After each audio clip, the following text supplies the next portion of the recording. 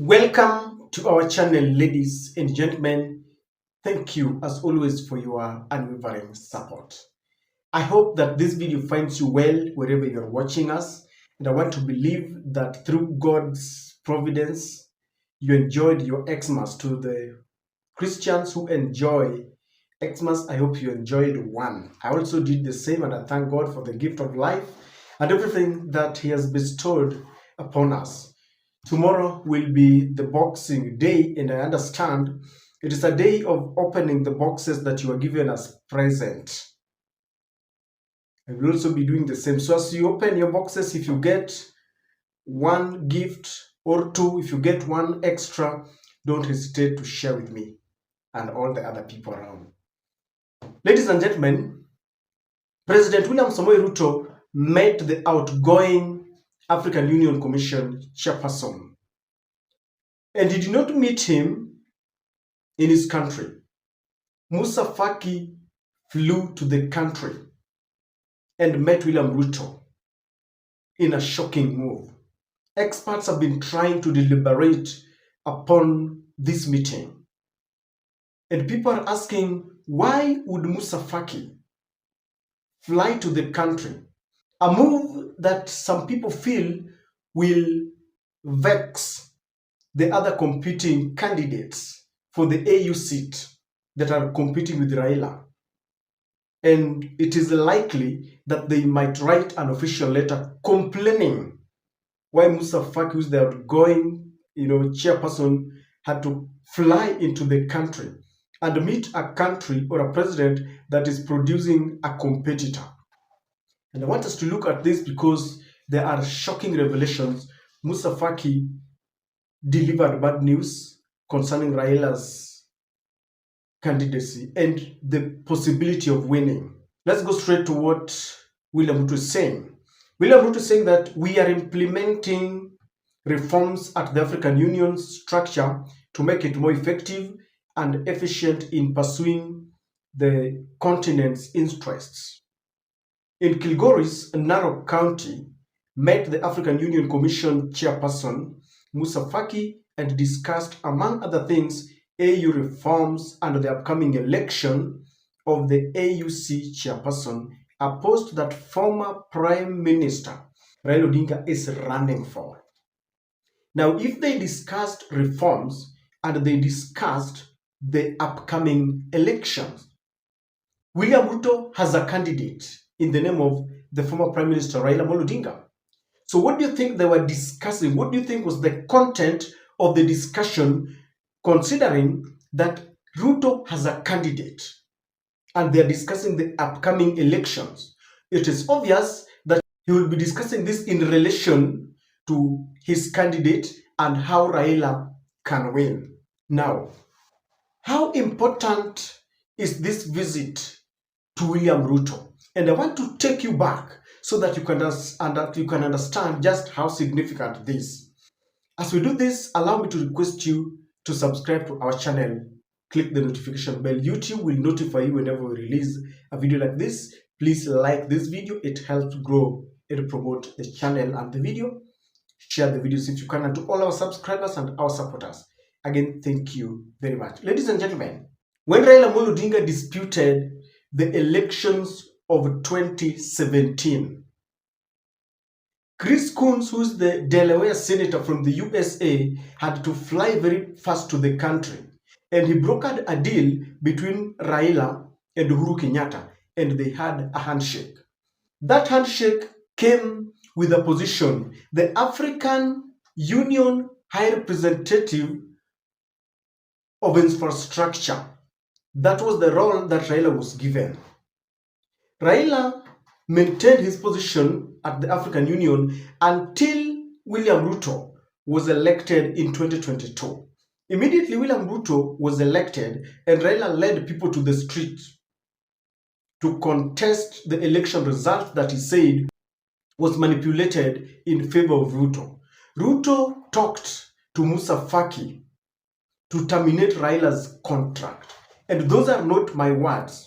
This story was reported in the Standard newspaper after Raila had an interview with one of the journalist in his current home, and he revealed that it is William Ruto who persuaded Musa Faki to terminate his contract.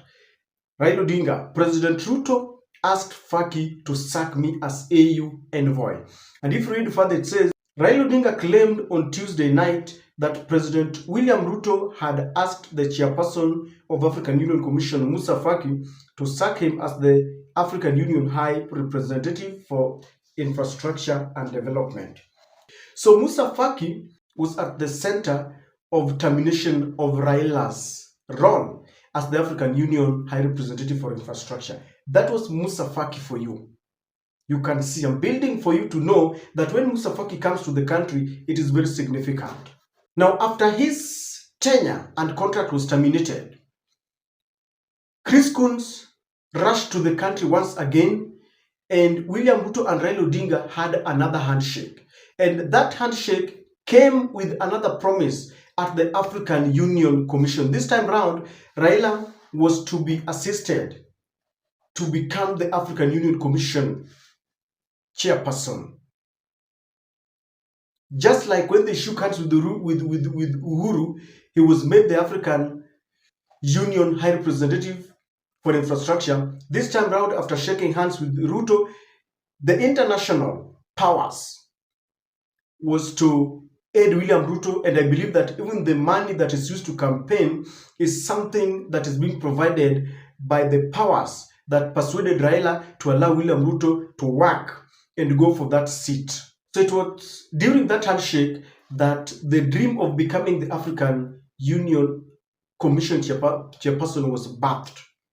And so when you see Musa Faki coming into the country again, then you will know that there is something. And it is something that concerns the upcoming election of the African Union Commission chairperson. And if you see Musa Faki flying into the country, you know it is important, you know it is imperative, you know it is something that he could not wait. And by extension, you will know that USA is also involved. And what could be the message that Musa Faki brought to the country? Now, a few weeks ago, something happened in the country that many experts said that William Ruto either deliberately or subconsciously wants Raila to fail the African Union Commission bid. Yet, we know that William Ruto is praying day and night that Raila captures that seat because his re-election is somehow dependent on Raila's winning the AU seat. Why? Ruto has lost touch with the common mwananchi and is banking on Raila's support because there are people still listen to Raila. And he believes that if Raila wins that seat, then there will be a vacancy in Raila's support base and he can harvest that. He will say that I worked and I campaigned for Raila to get that seat. So if Raila does not get that seat, there is a looming coalition against William Samoei Ruto, and Raila might just join that coalition to ensure that William Ruto goes on. So something happened. Kizza Besigye, who is one of the opposition leaders in Uganda, was abducted in the country. And I want you to watch this because shocking information reveals that it was not only Kizza Besigye who had been kidnapped. Just 2 weeks before the kidnapping of Kizza Besigye, in Kisumu, some members of the opposition, some youths, who came for some political forum, were also abducted and they were taken to Uganda. And it is said that this does not resonate well with some of the presidents. You know, during the last elections in Africa and of course the entire world, we've seen the opposition winning against the powers that be. And so they are not happy when they see an opposition leader being abducted, being frustrated. Can you listen to this story? That's right. Uganda's opposition leader, Dr. Kizza Besigye, who was later traced to a military jail in Uganda.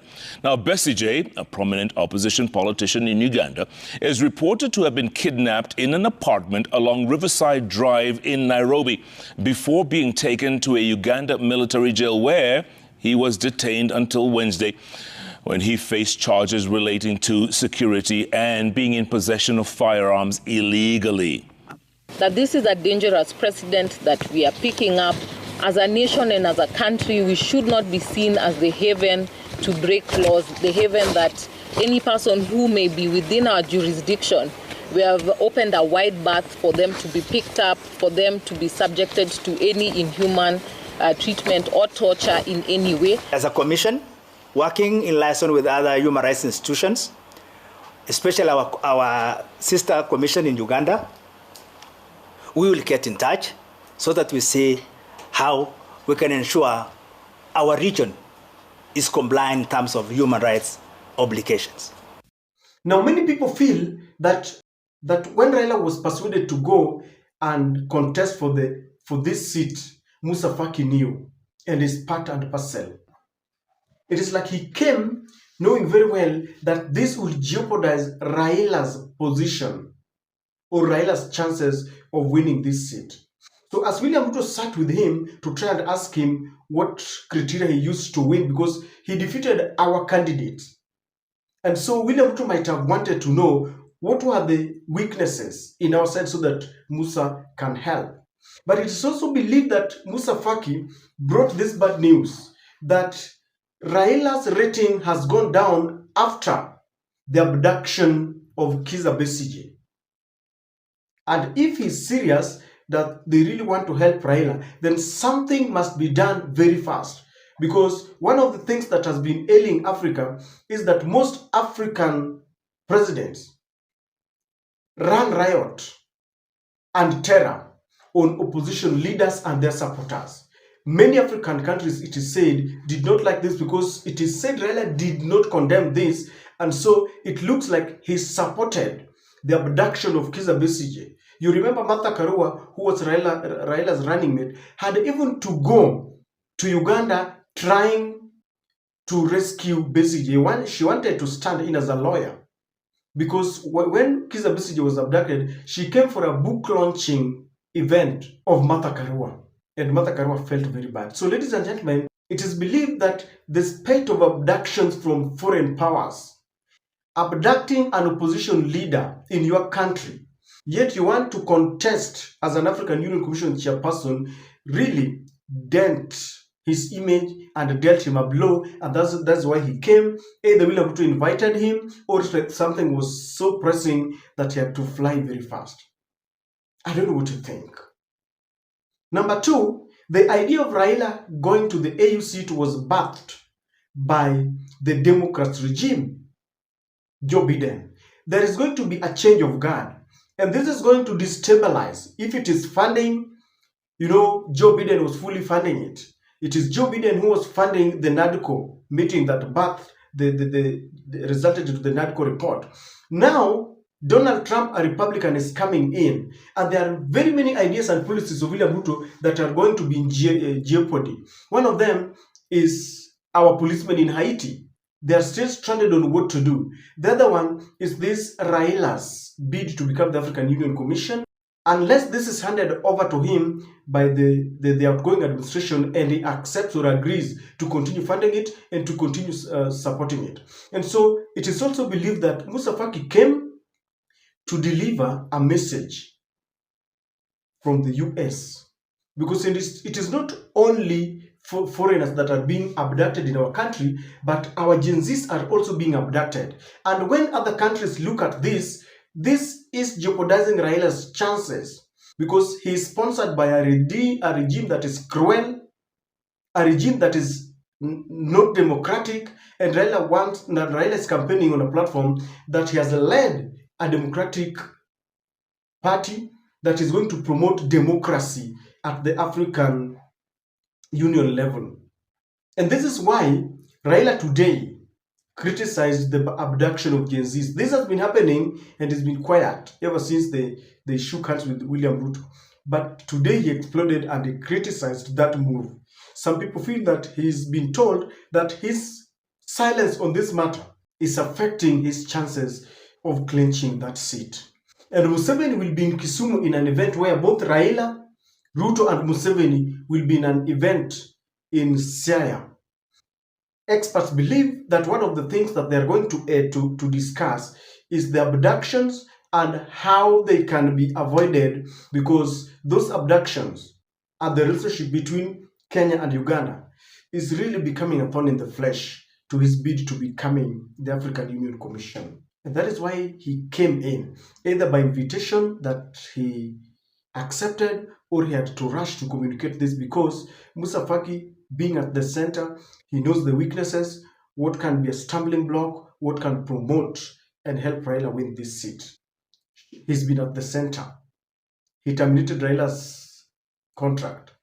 He knew that the US and the other foreign powers wanted Raila to inherit his position.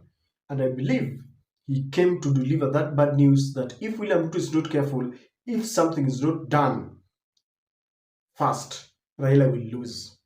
I don't know what you think, but I believe that it depends on how they look at Raila. If they feel Raila is part of this government because they have shaken hands, it will jeopardize his position, because a handshake means they are together. He has donated some members who he calls experts to work with William Ruto. But if they decide to look at him as Raila, his individual capacity, then they vote for him without relating him to William Ruto, that can be a good thing for him. I don't know what you think, ladies and gentlemen, but if for Musa Faki to come to the country, there is more than meets the eye.